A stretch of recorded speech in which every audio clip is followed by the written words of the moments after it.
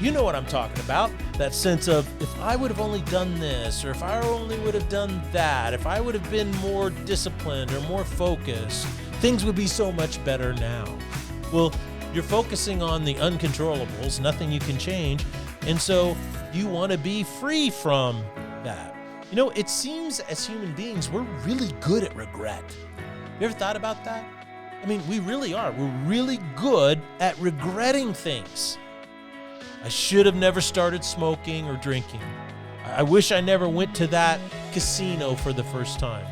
I wish I would have said no to that first date, or I should have never gone to that party where those things happen. I should have bought real estate in 2010. You get what I mean.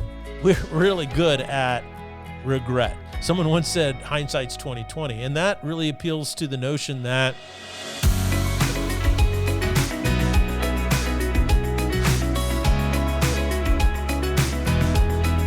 welcome to the Salty Pastor Podcast. Today, love, joy, peace, goodness, fullness, wholeness, and healing. Why is it so hard to experience these things in life? Why do we struggle and struggle to get them, and yet they remain so elusive? Why are we driven to even want them, let alone the rarity of experiencing them? Well, on Tuesday, we jumped into a study of Galatians chapter 5 in our series, 7 Rules for Life. And he starts off this chapter with the simple phrase, "It was for freedom that Christ has set us free." Powerful statement, reflecting on the exact purpose of why he did what he did. So, turns out Galatians chapter 5 is one of my favorite chapters in the Bible. Of course, I have a lot of favorite chapters, so I don't know how much that's actually saying.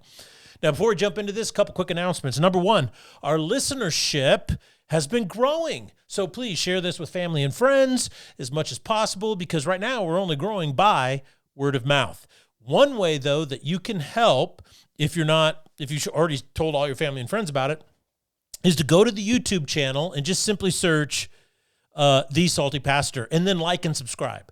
When you like and when you subscribe, and if you leave a comment, what that does is that makes the algorithm read it as engagement, and then it starts suggesting it to people who are asking questions that the particular podcast is addressing for that day.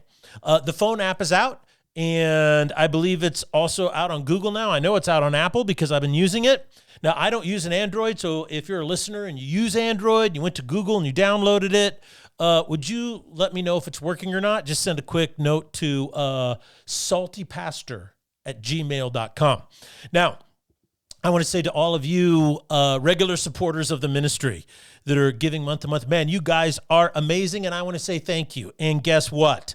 I had a very important meeting this last week with a very important person, and it looks like we're going to be bringing a whole new segment of content to the Salty Pastor ecosystem.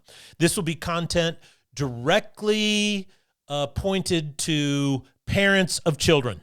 So I'm very excited about it. I know I'm being a little vague, but more to come on that. If you want to be a part of this opportunity, incredible expansion to really help parents, really help raise great kids, then you can go to the website, become a regular donor with all those others who are supporting this. Everything makes a huge difference. Now, let's jump into the application in a practical way of the biblical principle we studied on Tuesday, and that is, it is for freedom that Christ has set us free. And so we asked, well, what is freedom? Well, the end goal of freedom is what he says in verse 22 of chapter 5. The fruit of the Spirit is love, joy, peace, patience, kindness, goodness, faithfulness, gentleness, self-control. Against such things there is no law. And so all of the good things in life happen when we follow these simple rules of life. What are those simple rules? Well, a quick recap. Rule number 1, Galatians chapter 1, don't forget your purpose. Rick Warren says that you have 3 options in life. One is you can throw your life away. People often do this. They find all kinds of ways to do that. Number 2, you can spend your life. You can improve yourself and set goals so that you have more toys, you have more success, you have more personal victories. But the problem is whether or not those actually quench the thirst of your soul. He says the last option is you can invest your life. And this is a soul perspective on life. When you read the first chapter of Galatians, he starts right off by saying, don't forget your purpose. The best question you'll ever ask and answer for yourself is, what purpose do I have and how can I live or experience it? The place to start is what Paul tells them in that first chapter, and that is your specific purpose in life begins with being redeemed and set free by Jesus. So that is rule number one. Rule number two. Remember, the world is going to try to influence you no matter what. Don't let it happen. Chart your own course. Follow the direction that your authentic purpose laid out for you. Paul told the Galatians that there was a specific group of people that were trying to get them to conform to their additional requirements when following Christ. And he says, don't believe them and don't let it happen. Now, today, the world does this to you all the time. Don't let it happen, because that undermines your freedom. And freedom is what brings us all the great things: love, joy, peace, patience, kindness in life. Number three, find and live the most important truth of all. Truth, when you really boil it down, the truth of following Jesus is more simple than you could ever imagine. But that doesn't make it easy to know. It's not easy to find, and it's certainly not easy to live. Basically, when you say the truth is more simple than you can imagine, it simply means it's not complex. It's not this great, huge puzzle that you have to unravel and put together. It's really pretty simple, especially when you start with your purpose. And that begins with knowing I was redeemed and set free by Jesus. So find and live the most important truth of all, because human beings are always tempted to make things so much more complicated than they need to be. And they really don't, especially when it comes to living life. And this temptation to make it more complicated than it needs to be ends up stealing your freedom in life. Number four, build your life on what makes your life right. When you discover freedom is only in Jesus, build your life on that truth, because only Jesus can make your life righteous. What does that mean? It means that only he can give you a sense that you're right with yourself and with God. Don't let denominations, religions, pundits, or politics divert you from building your life on what makes your life right, and that would be Jesus. Number five, what you believe is one of the most important things about you. This is a critical rule for life. If you don't know what you believe, you can never actually be free, because you're going to keep trying all these different things, even though the ones you tried before don't work. There's only one way to be free, and that goes back to rule number one, and that is know your purpose, which begins by being redeemed by the blood of Jesus. Number two, if you don't know why you believe what you believe, you'll never experience all of the good things that come from living free, which is love, joy, peace, patience, kindness, fullness, wholeness, and everything else. So this week, we looked at rule number 6, which is live free. The whole point of life is authentic freedom. Your purpose in Jesus is to be set free. And then all of these other rules focus on these last things, and that is how to live free. All too often, I have noticed, even in my own life, and I'm sure you've experienced this as well, is that it's really difficult to live authentically free. And I've always kind of pondered, why is it that it's difficult for me to do that at times, or difficult for other people to do that at times? Maybe you find it difficult for yourself. Well, I think it's basically because we don't understand who we really are. You know, one of the reasons why we allow other people to come in and force us to conform to something that's outside of the simple truth of Jesus is because we don't understand that there's a part of our flaw, our brokenness, or whatever you want to call it, that is pulled and attracted towards that principle or idea or appeal. People come in and say, well, you're not what you really need to be. And there's a part of us that goes, oh, I so want to be accepted, so I'll comply. And we don't understand that about ourselves. The other reason why it's difficult to live authentically free is because we don't understand who God is. You know, we initially believe that Jesus Christ is the one that redeems us, but then we don't believe what God is doing in us and how he completed the act and how it's, finished. So we dismiss what God is doing in order for our hearts and minds to actually be free. Did you catch that? Because we don't understand who we are, we don't understand who God is, we kind of dismiss what he's doing. We don't think it's dramatic enough or big enough or huge enough or appeals to our sense of emotional need to be felt enough in order for our hearts and minds to actually be free. And so we end up pursuing our wants and desires more than what God is actually doing within us. So I want to give you some tips throughout now to the rest of the end of this podcast to help you live in freedom. And these are things that I think are really important. Now, before I share them, I just want to give you a little context here, okay? And I want you to kind of realize is that, first and foremost, I think the reason why Jesus is so appealing to people and has been for over 2,000 years is because every human being wants to be free. One of the things that I talk about often is that whenever you look at other belief systems, other religions, what they basically are a worldview. Now, what exactly is a worldview? Well, a worldview is a definition of the reality that we live in, right? So let's say an atheist who says, I'm a scientific materialist, I believe in evolution, and what he says is that my definition is that life has no intrinsic meaning in it. It's just part of this evolutionary process that's random. There's no reason that you're alive. Your life has really no purpose or meaning to it.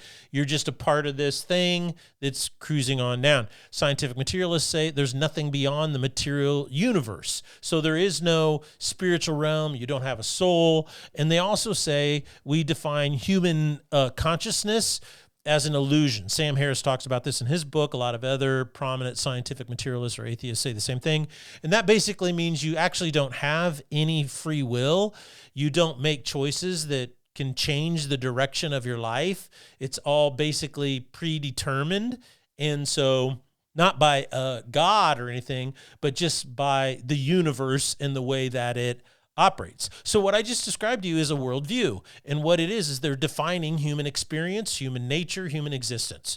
Well, then if you go to India and they're going to say, well, we have a worldview and we believe that that the universe is not finite, that it's oscillating, it's existed forever, and it will continue to exist forever. It expands and contracts, expands and contracts. And because of this, you're caught in the wheel of time. And so you're perpetually reincarnated until you can reach nirvana, which you are absorbed into this ultimate consciousness. It's similar to the Force in the Star Wars story. And it's not personal. It's just a force, and you can be absorbed into it. So you lose your personhood. Well, that's a worldview. You see, it's a definition of human beings, human existence, and human nature. So what am I saying about that? Well, everyone wants to be free, and everybody has a choice of what worldview they want to choose in order to get there. I think basically, young adults, they want to go to school, they want to go to university, they want to get training in order to develop their skills so that they can make enough money to have freedom to live a good life. They just want a good life. And a lot of young people today living in despair because they don't feel like they can go get a good job, work hard, and afford to buy a house and afford to buy all the things that, to live a good life. They don't. And so they have kind of given up, and I think that's terribly sad.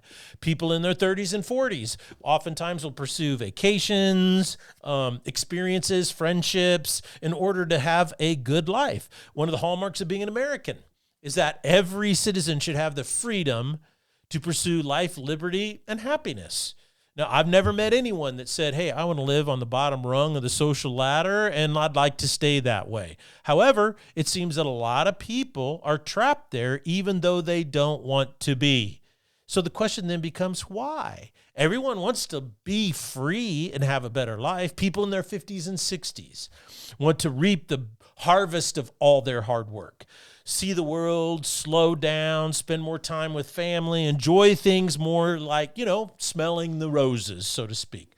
But it turns out it's a very challenging time filled with anxiety about is there enough to live on? And then also dealing with all the regret of time lost in the past. So everybody wants to be free, but it seems like we're struggling as a society to get there. Second of all, it's not just we want to be free to do things and live a good life. We also want to be free from things in the past in order to live a good life. Every human being has made mistakes, right?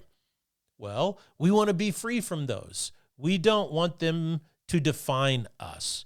Every human being's been trapped by something at some point in their life. We want to be free of those things. We want to be free of regret. We want to be free of those guilty feelings that surround the mistakes that we made. We want to be free from that sense of, well, shoulda, woulda, coulda, and I just didn't. You know what I'm talking about, that sense of if I would have only done this, or if I only would have done that, if I would have been more disciplined or more focused, things would be so much better now. Well, you're focusing on the uncontrollables, nothing you can change, and so you want to be free from that.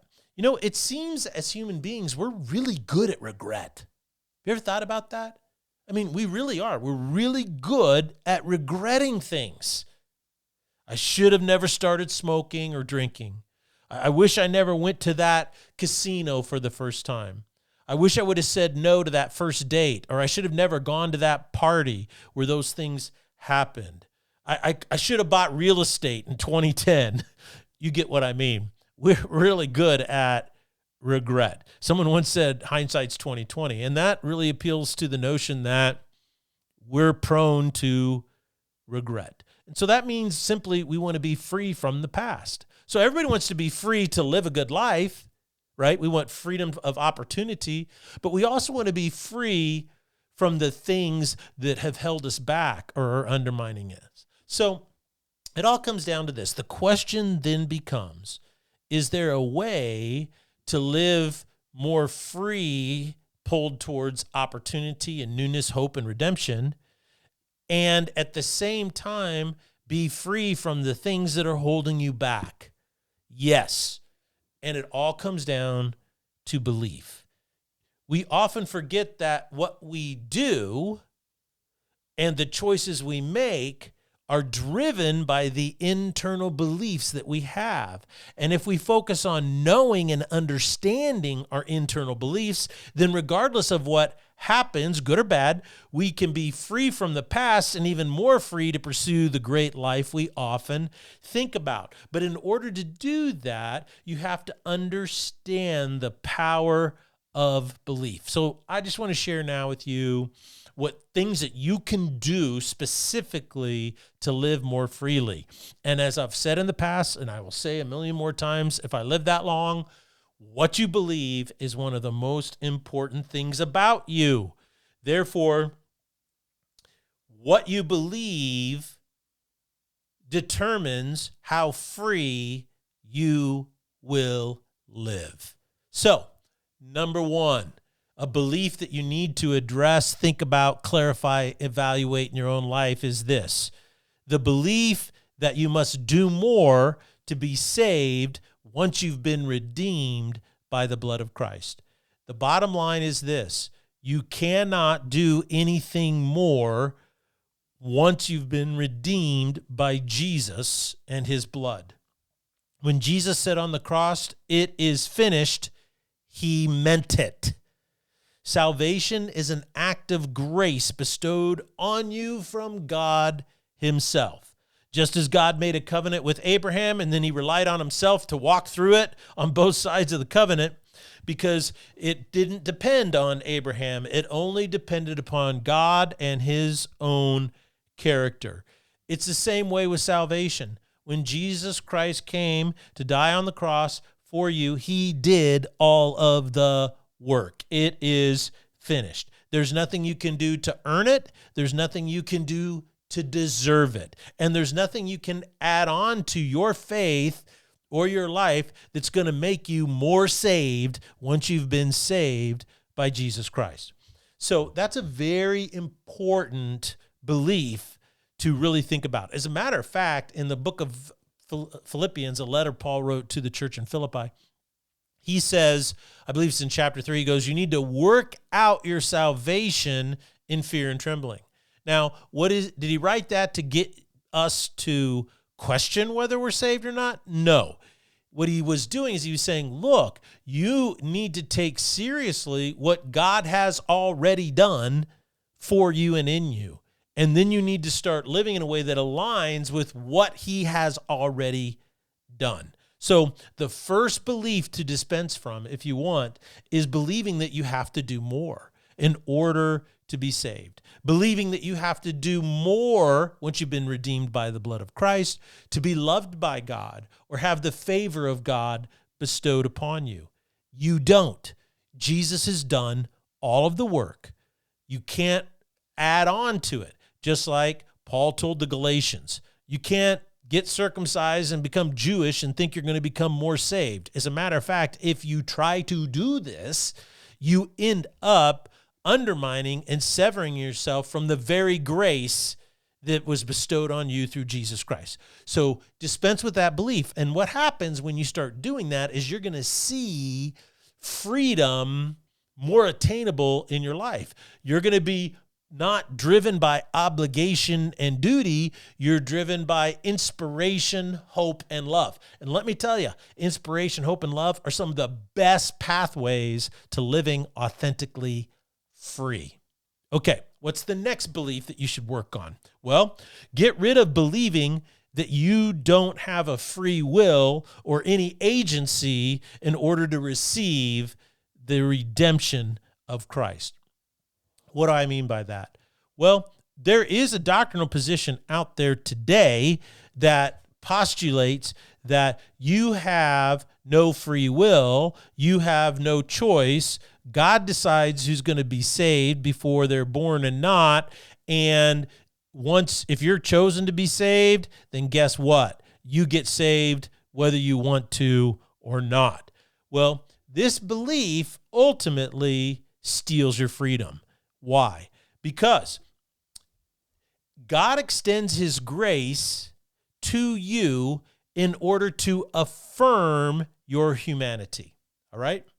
Believing that you have no agency in the process of deciding, hearing, choosing, acting on your will to receive the gift of grace and redemption from Jesus Christ ends up dehumanizing you. It turns you into a drone or a pawn. God does all the work through grace, but he is respecting your humanity. You are required to listen to the truth, wrestle with the truth, choose whether or not to believe that it is true, and then making a choice to receive that which he has done. This is very important. And as a matter of fact, the belief system that teaches today that you don't have any agency comes from a position articulated by John Calvin. But I've been reading Calvin recently just because I like to understand all of these positions. And it's really interesting because he says that often men come to a basic knowledge of God simply because of living in their own brokenness or depravity. So even Calvin would say, yeah, you need to hear the truth, right? And wrestle with the truth. Choose whether or not to believe it is true. And then I go further, say that the New Testament teaches you must choose to receive that which he has done for you. And so this is a critical point. If you want to live free, then you must dispense with the notion that you are simply a victim of fate and you have no choice in the outcome of your life. This is simply untrue.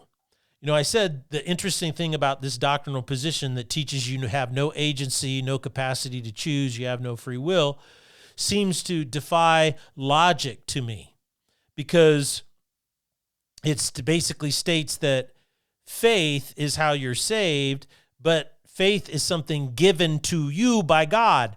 Faith has nothing to do with making a choice. It is not an act of will. It is not about believing the right things. Well, when you remove free will or choice or even an act of will from the definition of what faith actually is, the nature of faith, you end up gutting the power and strength of faith in your own life. When the Apostle John says that the victory that overcomes the world is our faith, without belief, right? How can something without belief, without choice, without free will, be victorious over this world when none of those aspects are a part of what makes it so powerful? It just seems illogical to me.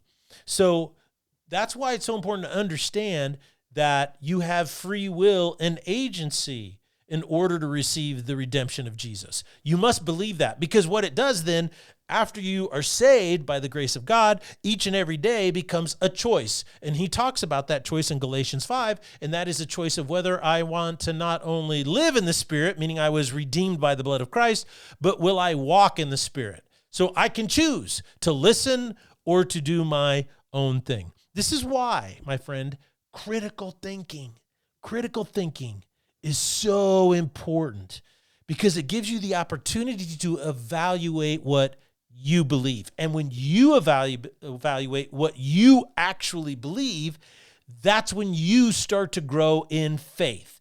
What I believe for you, from my perspective, is irrelevant. It's what you believe in your heart about Jesus that makes all the difference in your life. So, belief number one, let's recap, is get rid of the notion that you need to do more. Do not believe this, that you have to do more to be saved by Christ. Number two, you do not want to believe that you have no free will or agency in receiving the salvation of Jesus Christ. And so let's leave it here today as we start to run out on time, is that I want to challenge you to focus on the belief that it's possible to be redeemed by Jesus and live any way you want to. Do whatever you want. Make any decisions in your life according to your own passions and desires, and it have no effect on what you believe. You see, only irrational people think that what they do has no impact on what they believe, right? Every psychological study worth its salt, and over 50% of psychological studies today are bunk. And who says that? People who evaluate psychological studies.